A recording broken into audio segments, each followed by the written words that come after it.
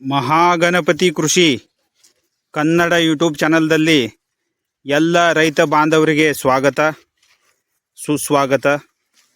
ನಾವು ಇವತ್ತು ಕಬ್ಬಿನದ ರಟೂನ್ ಪ್ಲಾಟ್ನಲ್ಲಿದ್ದೀವಿ. ಈ ಪ್ಲಾಟ್ಗೆ 12 ವಾರ ಕಂಪ್ಲೀಟ್ ಆಗಿದೆ. ತಾವು ನೋಡ್ಬೋದು, ತುಂಬಾ ಚೆನ್ನಾಗಿ ಪ್ಲಾಟಿನ ಗ್ರೋತ್ ಆಗಿದೆ. ಲಾಸ್ಟ್ ವಿಡಿಯೋದಲ್ಲಿ ನಾನು ನಿಮಗೆ 7ನೇ ವಾರ ತನಕ ಯಾವ ತರಹ ನಾವು ಮ್ಯಾನೇಜ್ಮೆಂಟನ್ನು ಮಾಡಿದ್ದೀವಿ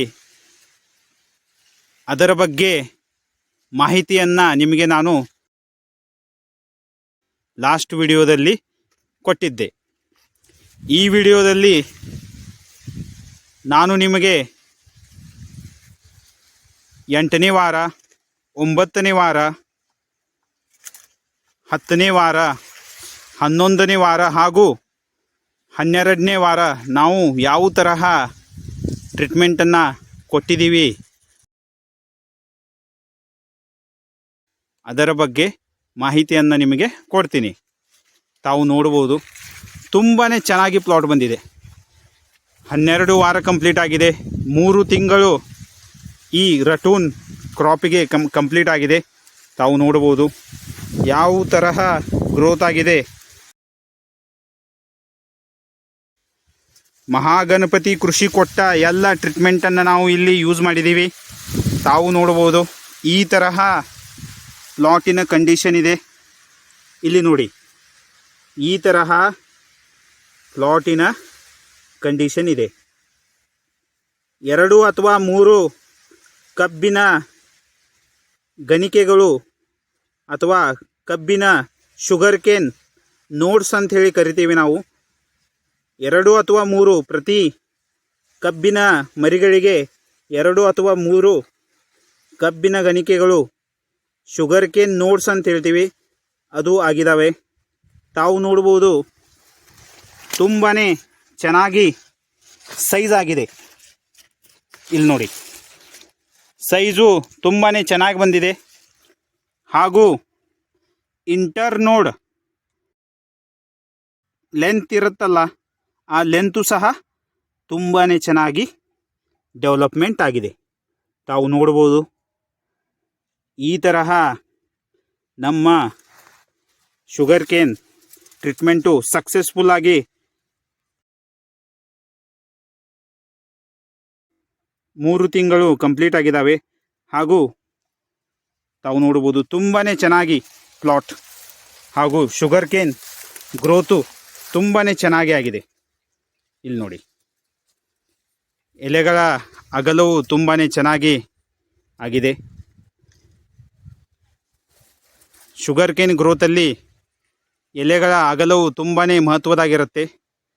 ಅದರಿಂದ ಫೋಟೋಸಿಂಥಸಿಸ್ ಚೆನ್ನಾಗಾಗತ್ತೆ. ಅದರಿಂದ ಶುಗರ್ ಕೇನ್ ಗ್ರೋತ್ ಸಹ ಚೆನ್ನಾಗೇ ಆಗುತ್ತೆ. ತಾವು ನೋಡ್ಬೋದು, ಈ ತರಹ 3 ತಿಂಗಳಲ್ಲಿ ತುಂಬಾ ಚೆನ್ನಾಗಿ ಗ್ರೋತು ಆಗಿದೆ. 8ನೇ ವಾರದಲ್ಲಿ ನಾವು ಈ ಪ್ಲಾಟ್ಗೆ ನೀರನ್ನು ಕೊಟ್ಟಿದ್ವಿ.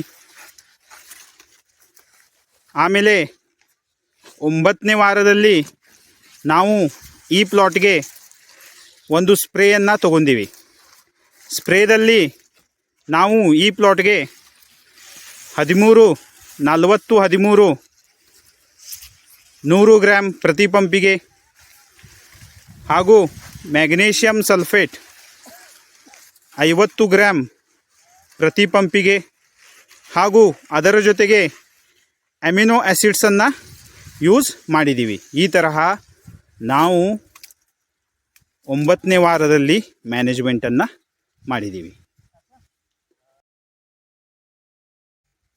ಆಮೇಲೆ 10ನೇ ವಾರದಲ್ಲಿ ನಾವು ಇದಕ್ಕೆ ನೀರಿನ ಜೊತೆಗೆ ಒಂದು ಜೈವಿಕ ಡೋಸನ್ನು ನೀಡಿದ್ದೀವಿ. ಜೈವಿಕ ಡೋಸ್ದಲ್ಲಿ NPK, ಬ್ಯಾಕ್ಟೀರಿಯಾ ಹಾಗೂ ಮೈಕೋರೈಜಾ ಈ ಜೈವಿಕ ಡೋಸನ್ನು ನಾವು ನೀರಿನ ಮುಖಾಂತರ 10ನೇ ವಾರದಲ್ಲಿ ಇದಕ್ಕೆ ಟ್ರೀಟ್ಮೆಂಟನ್ನು ಮಾಡಿದ್ದೀವಿ. ಆಮೇಲೆ ನಾವು 11ನೇ ವಾರದಲ್ಲಿ ಇದಕ್ಕೆ ಪುನಃ ನೀರನ್ನು ಕೊಟ್ಟಿದ್ದೀವಿ. ಆಮೇಲೆ